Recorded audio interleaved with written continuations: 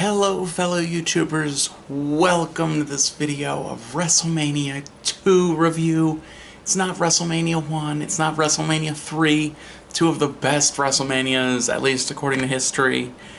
It's not held in one venue, it's not held in two venues, it's held in three venues, and man, what a show. This legitimately might be my favorite WrestleMania now. For one, when the show started, it is rated TV 14. The Attitude Era came early, guys.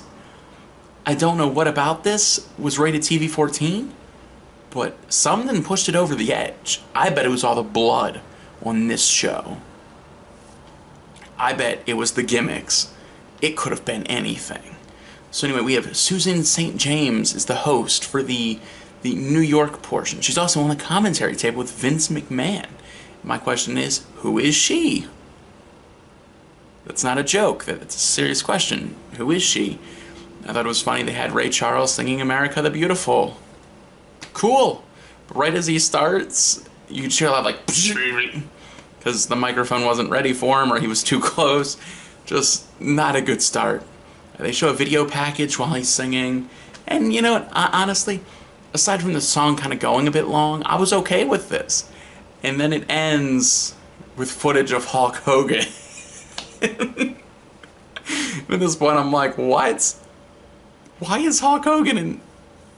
He won't even be on their show for 3 more hours. Why? So, Rowdy Piper cuts a promo, something about the fans not telling who is Piper and who is Mr. T when they're fighting. I have no idea. Literally no clue. He also vows to quit wrestling and he will not date girls anymore if he gets knocked out in this fight, because he will be boxing Mr. T. He also vows to not shave his hair like an Indian and paint his face black. This was a legitimate thing. He said this line twice. 2 times. What in the fuck? Rowdy Piper is a nut job. So the first person to actually come out to the ring in a match was Mr. Fuji. And he comes out, again, remember, right after America the Beautiful. Very subtle. We have Magnificent Morocco taking on Paul Orndorff, Mr. Wonderful. I once had an argument with a guy, right, back when I was on wrestling forums, and he said that The Miz was the only guy who went from main eventing WrestleMania one year to barely even being on the show the next year. I present to you Mr. Wonderful, Paul Orndorff. Part of the main event of WrestleMania 1. It was him and Rowdy Piper, with Bob Orton in their corner, taking on Hulk Hogan and Mr. T. WrestleMania 2, he is opening the show in a shitty match with Magnificent Morocco. If the match wasn't going to be boring already, we see an armbar spot. Oh god, I forgot about this armbar spot. Oh, god. Literally, for 3-4 minutes, he had him in an armbar. I'm like, you've got to be kidding me. The ref calls double countout. So the first match from WrestleMania 2 ends in double countout. And it's funny because Vince on commentary says if Paul Orndorff uses the steel chair he picked up, he'll be DQ'd. Well, Vince McMahon, the match was over. You knew the match was over. You knew this before the show started. Why? Oh, God, wrestling used to be so awful. So they end the match like that, and funny enough, the New York crowd chants bullshit really loud. So Vince even acknowledges it. So remember, like, when we would always hear about how Vince doesn't want the commentators mentioning what the crowd is chanting if it's not what he wants? WrestleMania 2. Bullshit. He acknowledges it. Just saying. So Mr. T gets interviewed backstage. He says he's going to fight dirty if Piper does. It's a thing, I guess. Surprisingly enough, he's a good talker. I have no gripe with his promo. Downside is, inside the ring, the talking overlaps the promo. Okay, so if you don't know what I mean, Mr. T is cutting a promo backstage, and then while he is cutting the promo, like 3/4 of the way through, they decide that the commentator is going to tell you how the match ended. Not the commentator, the the ring announcer. So Mr. T's going, he's like, I'm gonna fight dirty if I have to. And he just keeps going and going and going. And then you just hear, and the winner of the match, it was a double count out. What? It was horrible, horribly amateur. So we have a match that honestly kind of excited me. It was George the Animal Steel versus Macho Man Randy Savage for the IC title. Randy Savage still has music, so they still believe in him. That's always good.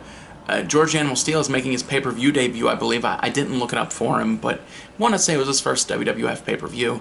Interestingly enough, Susan St. James is so against Randy Savage. And we have no storyline shown here. There's no video packages still. There's just matches. But she's trying, which is more than I can say about Vince McMahon. That's literally the next note I made. Vince is a horrible commentator when nothing is going on. He has nothing to say. I am so glad they didn't leave him that. Well, he didn't leave himself there. Maybe it's a lack of chemistry between him and Susan St. James. I don't know. I don't claim to be an expert. Just not good. There was a cool spot where Randy Savage crawls under the ring, and then George Animal Steel's like, where'd he go? And Macho Man Randy Savage Pearl Harbors him right in the back. I mean, World War III was started from that move. It was bad. That's a cool spot. There was a spot where Randy Savage pulled flowers out and started beating George the Animal Steel with flowers. I was like, damn. Guess they're not a foreign object. George the Animal Steel gets it, uses it back, still no DQ. Steel gets distracted by Elizabeth, so Macho Man Randy Savage does a double axe handle off the top rope to the outside of the ring, and we get to see a finisher, which I want to say is the first finisher we've seen in a WWF pay-per-view. Really sad, isn't it?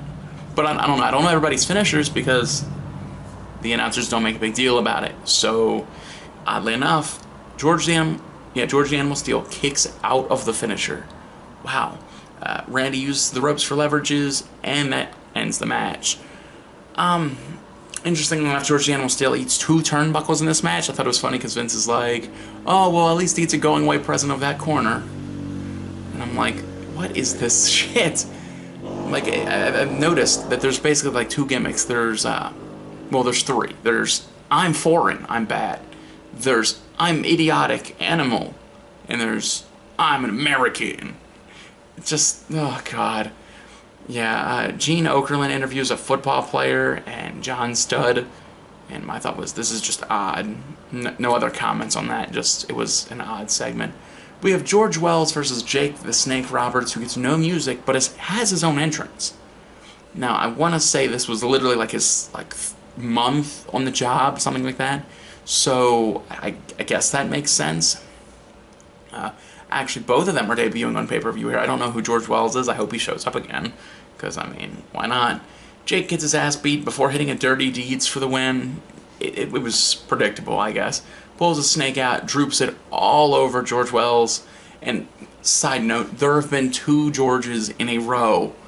Why would you set the show up like that? Why would you name 2 guys George? I guess this was a different time, but still, you could have set these matches up differently. So, I don't know. We get an almost video package by the feud of Mr. T and Roddy Piper. It wasn't so much a video package as it was like, hey, this is what happened last time. It wasn't like an actual video package where they go, this feud has been building for months. Here's John Cena hitting the AA on this guy. Here he is doing it to 4 more guys. It's nothing like that. It was kind of weak. Jesse Ventura interviews Hulk Hogan, and he can't believe Hogan is defending his title with the injured ribs, because King Kong Bundy injured his ribs. So, Hogan says some guys take shortcuts, like Jesse does. But Jesse also says that good guys don't always win. Foreshadowing? Does King Kong Bundy become the WWF champion? We'll have to wait and find out. So anyway, we have our main event for the first hour.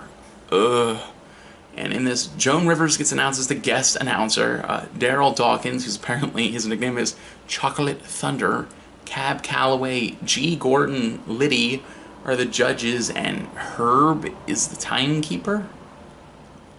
Okay. So this is Roddy Piper and Mr. T in a boxing match. The entrances are really weird because, like, the way they get announced, you don't see the person, which is just weird. Bob Orton is a manager for his second straight WrestleMania in a main event, too, nonetheless. So that's crazy. I wonder, does he wrestle at a WrestleMania at some point? Or is he just always there? Interesting. Okay, this was something I thought was odd. So the 3 places they take place in is New York, Los Angeles, and Chicago. This is the New York hour. Mr. T is from Chicago. So why isn't he the main event in the Chicago portion, being as he is the babyface here? Right? Right? Even as I watched the show, I didn't see any reason why Vince wouldn't do that. It just felt unplanned, even though obviously it's been planned. These celebs are not that big today. That was the other thing I noticed, because I haven't even heard of these people. I've heard of Joan Rivers. Don't remember for what. I think she died recently. But the other people, who are these people? Just a mess. An absolute mess. In the second round, it's weird because, for one, in the beginning, Rowdy Piper leaves some salve on his forehead or something. He had Bob Orton throw water on Mr. T at the beginning of the third round. In between the second and third round. But, so obviously Rowdy Piper is the heel here. Yet the crowd is chanting, Roddy. So it's like, maybe if you plan this a little better, your heel would be getting booed, and your face would be getting cheered. Granted, Mr. T does get T chants in the 4th round, I believe, the 3rd and 4th round, but it's just weird. Apparently, even back then, Vince couldn't figure out these little things that actually would make a difference.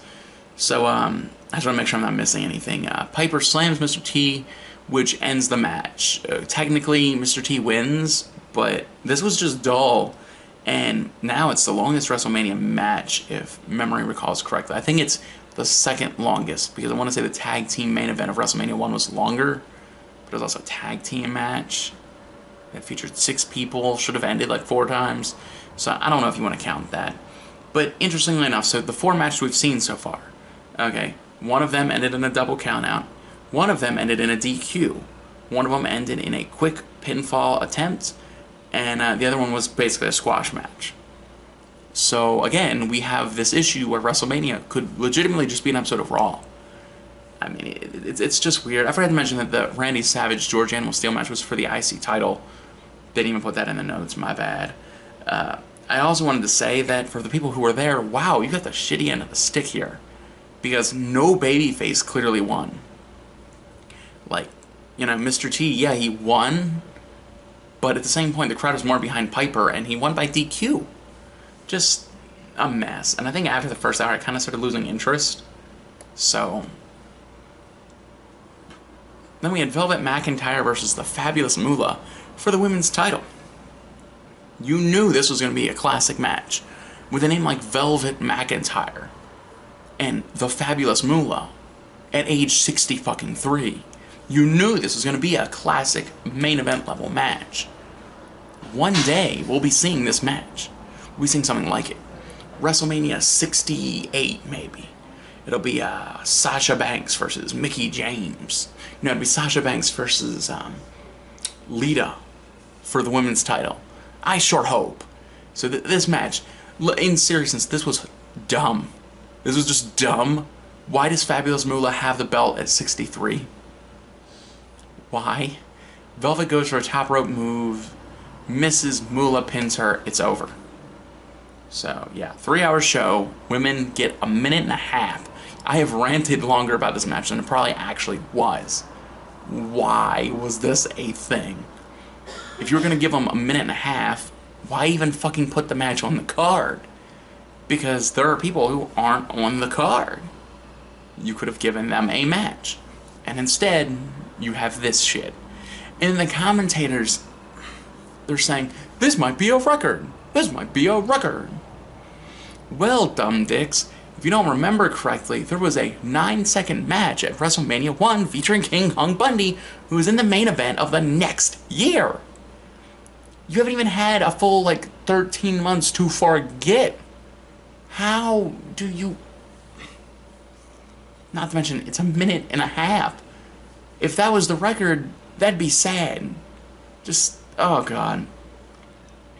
Things kind of continued falling downhill.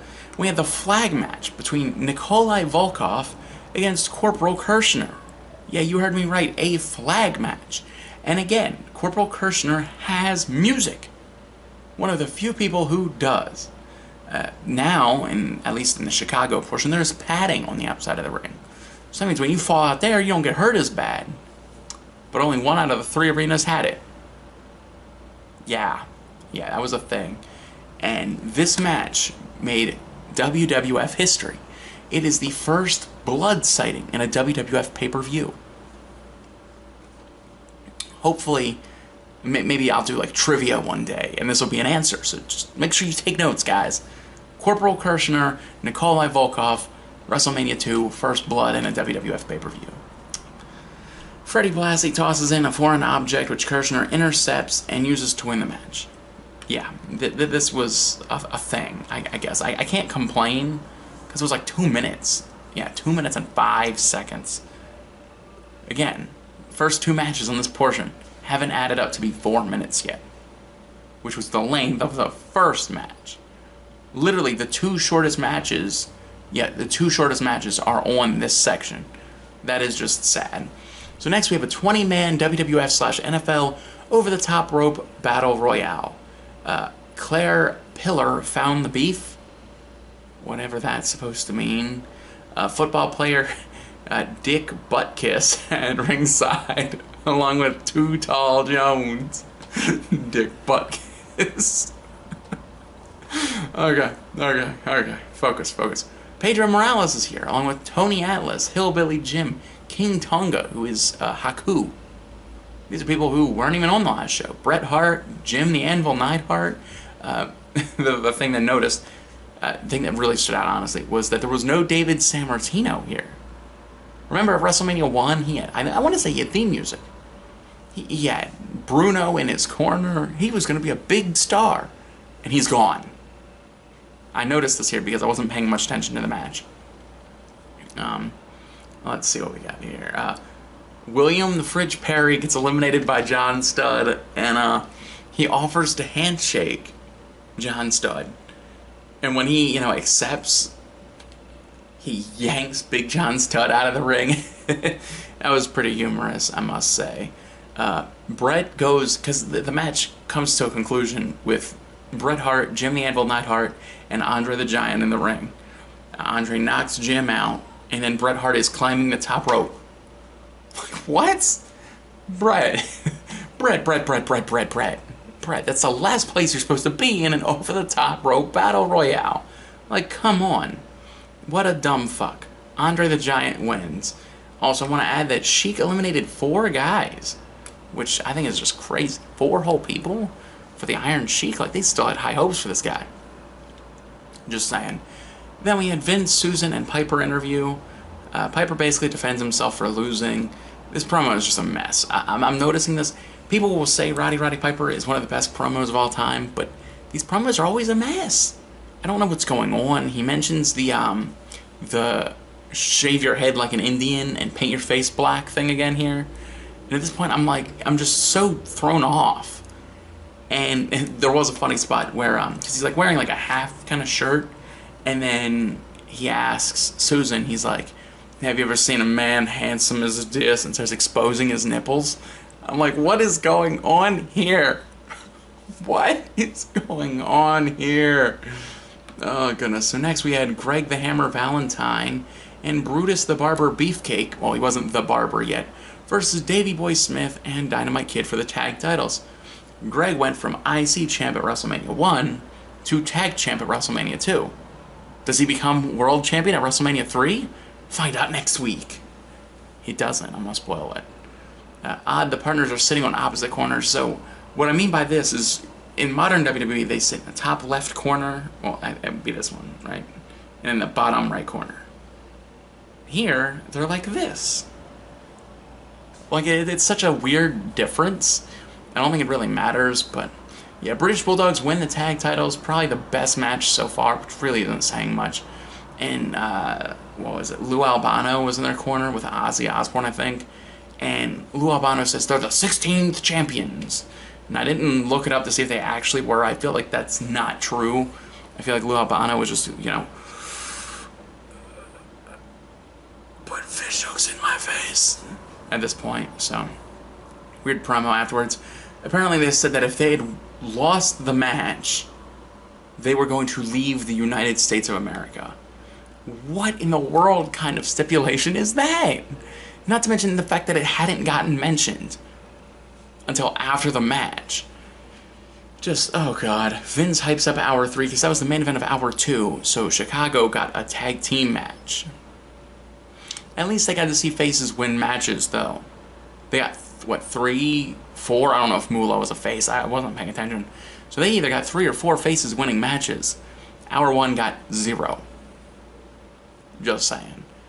He hypes up Hour 3, and he mentions that King Kong Bundy could go through the cage to win the match. Which is very interesting, because I want to say there's a steel cage match between Vince and Shane McMahon against Stone Cold. I want to say that's who it was. Where Stone Cold wins because he gets chucked through the cage. I think that's what happens. Comment if I'm wrong, but I don't think I am. Could be, though. We have Hercules Hernandez versus Ricky Steamboat to open Hour 3. The crowd seemed dead at first. Don't know what it was. Maybe it just seemed emptier. I don't know. The mic levels might have just been off because Jesse the Body Ventura was yelling a lot. And it was really weird. Ricky wins. By this point, I can't keep focused on this because this is Hour 3. And this is all sucked. There's no storylines. It's just matches. So, thank God we had a reprieve from all of this not making sense. We have adorable Adrian Adonis with Jimmy Hart versus Uncle Elmer. Now, when everybody kept saying adorable Adrian Adonis, I wasn't paying much attention to it. I was like, I guess it's just a weird nickname like Greg the Hammer Valentine, where it doesn't affect his character at all, but it's just there. And when Uncle Elmer came out, I was surprised. I'm like, who is this? I haven't heard of him. And he has theme music, which is weird, because normally only future stars have theme music, or people they thought would be. And then I looked up and saw Adrian Adonis. What the fuck? Like, for real, what the... So, if you guys don't know what I'm talking about, okay, Adrian Adonis, adorable Adrian Adonis, because he was at the Wrestling Classic without adorable as a prefix, and now he is wearing a face full of makeup. An entire face full of makeup. Bad makeup, not clown makeup, like makeup where it looks like somebody didn't know what they were doing and just started putting makeup all over him. He's wearing a dress. A dress. He's wearing like knee protectors, but they're not like wrestling things. I think they're just for like when you wear like a dress or something and you need to protect your knees. The fuck? What, he's wearing a bow? What happened? And then I started questioning, is he supposed to be a cross-dresser? Is that his gimmick now? He has Jimmy Hart in his corner, and his gimmick is cross-dresser? Okay. By the time I comprehended all of this, I realized that Uncle Elmer is a hillbilly. Yet he's holding his hands like this. So I'm like, this match is between two flamboyant wrestlers. Is it the whole thing here? And sure enough, less than 3 minutes and 1 second later, the match was over. So clearly this was just some sort of job match. Adorable Adonis wins this match. Who cares? Hulk Hogan gets interviewed backstage. It's a Hogan interview, I guess. I didn't really care for it. Then we have Terry and Hoss Funk versus Tito Santana and Junkyard Dog. And, oh my god, Jesse Ventura is still calling Tito Chico. Why? Can somebody explain this to me? His name is not Chico Santana. His name is Tito. T-I-T-O. Tito. Not C-H-I-C-O. Chico. Tito. Oh my... Oh. Okay, let me see here. There's a cool spot where Tito's getting his ass beat for a while, and he had to juke past one of the Funk brothers to get the hot tag, which was kind of cool Just because normally you see it like it's a wrestling spot where, you know, oh, he hits the enziguri, he hits some other move, he gets the hot tag. Nope. He is just laying on all fours and he's like, I'm gonna crawl past you. I'm gonna crawl past this way. I'm gonna crawl past this way. I'm gonna crawl past this way. I'm gonna crawl past this way. Hot tag. It was different. Different. Yeah.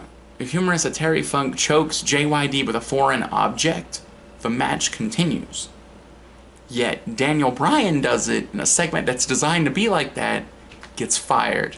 Not even a Daniel Bryan fan, but these things kind of piss me off, to be honest. Yeah, so the match really dissolves into anarchy at this point, and I'm trying to type as fast as I can to keep up, but I couldn't. Somebody gets slammed down on a table. Anarchy, just total anarchy. Terry Funk hits JYD with Jimmy Hart's megaphone, pins him for the victory. 1, 2, 3. The thing that stood out here was that JYD and Tito Santana are tag team partners. What? At the last pay-per-view, you had JYD standing tall at the end of the night in a tournament where you would almost think, what, is he like #1 contender? Nope. Nope. He's a tag team guy now, partnering up with Tito Santana, who used to be an IC champ, but isn't now. There's no explanation. These are just things that happen. Okay. I don't understand. We have a flashback to Hogan's gym. So they're like, hey, we recorded this video package earlier. Check this out. And then we see a flashback from the gym flashback to Saturday night's main event. So that way we can see what happened to Hulk Hogan. He was having a match with Magnificent Morocco. And then King Kong Bundy interfered and did the avalanche to him 3 times. Broke all of those ribs. They were all broken. It was horrible. And that explains the first match of the night. Because apparently Mr. Wonderful Paul Orndorff and Hogan were buddies. Remember from the Wrestling Classic? So he is angry that Morocco held Hogan down so that way he could get avalanched so many times. Now that match had a story. It's a shame we didn't know that 2.5 hours ago. Just stupid. Very, very stupid. At this point, my WWE Network decides you aren't going to watch the rest of the show and keeps trying to log out. Hey, there's an error. Hey, there's an error. Hey, there's an error. And each time it takes me back like 5 seconds more. Don't get why that happened, but after this little chunk, it finally decided it was going to work. Hogan and Hillbilly Jim are buddies, and put that in the notes because it's weird. It really is. Like, I guess the idea is that Hulk Hogan's supposed to be, you know, a red, white, and blue American partnering with even the dumb Hillbilly Jims. I guess. Why isn't he partnering up with adorable Adrian Adonis? That's my question. Ventura interviews King Kong Bundy and Bobby the Brain Heenan, and King Kong Bundy cuts a surprisingly good promo.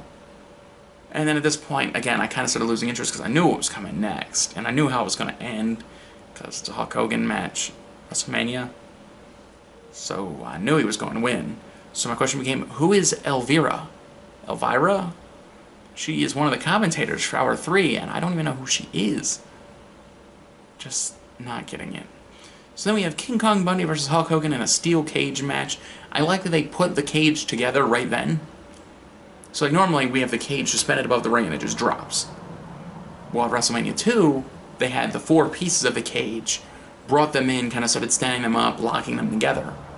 Way more interesting. I'm a fan of that. Bundy gets like no reaction, which is weird because he's apparently the #1 heel in your company right now, and he gets no reaction. King Kong Bundy bleeds. So the second person in WWF pay-per-view history to bleed was King Kong Bundy in the main event of WrestleMania 2. Now you know, and knowing is half the battle. Who was the first person to bleed in WrestleMania history? I don't remember either. The match wasn't important. Koloff? Volkov? I have legitimately no idea. After that, Hogan starts throwing these punches, and the camera angle was not good for this. Because you could see he's like stopping, and I'm like, oh my god, did people believe this?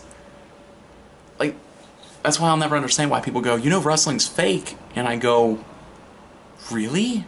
No, duh. Because you won't see people making fucking contact. Hulk Hogan in the biggest match of his career at this point. Right in front of the camera. Just weird. Hogan no-sells Bundy's finishing move, and then he gets up so he can grab him so he can't escape. Okay. Hogan escapes over the top. I don't even remember what he did, because I think he did his finishing move. And then he started climbing. Bundy got up. He pushed him down. Bundy fell. And then he escaped. And then after the match, Hogan beats up Bobby the Brain Heenan, even though Heenan didn't do anything wrong at all. Like, literally, you look at tonight, he didn't do anything. You look at the flashback they show, he was just there. Why isn't Magnificent Morocco coming out there to help him? Apparently they're the same family. So there you go, guys. I didn't want to do this. WrestleMania 2 is down. And now we have WrestleMania 3 as the next... not WrestleMania 3. We have the Wrestling Classic 2. 1986. Coming up next. Who will win the tournament this time? Will it be JYD again? Or will it be Hulk Hogan? Because Hulk Hogan doesn't lose, brother. But yeah, it's WrestleMania 3 next, and frankly, I could not be less excited for that either. Though, there is one thing that excites me. Because I've always heard that the best WrestleMania match of all time is, Ricky the Dragon Steamboat against Randy Savage, WrestleMania 3. So I'll finally be able to see, and I think people are fucking stupid. WrestleMania 2, overall, probably the best of the 3 shows we've seen so far, honestly. The bad moments were almost comically bad, where it kind of helped it out. The first hour was a little rough, as was the second and third hour, but overall, probably the best show we've seen so far. So, it's probably 2, classic 1. Will 3 continue that trend and pile itself on top? Find out next week.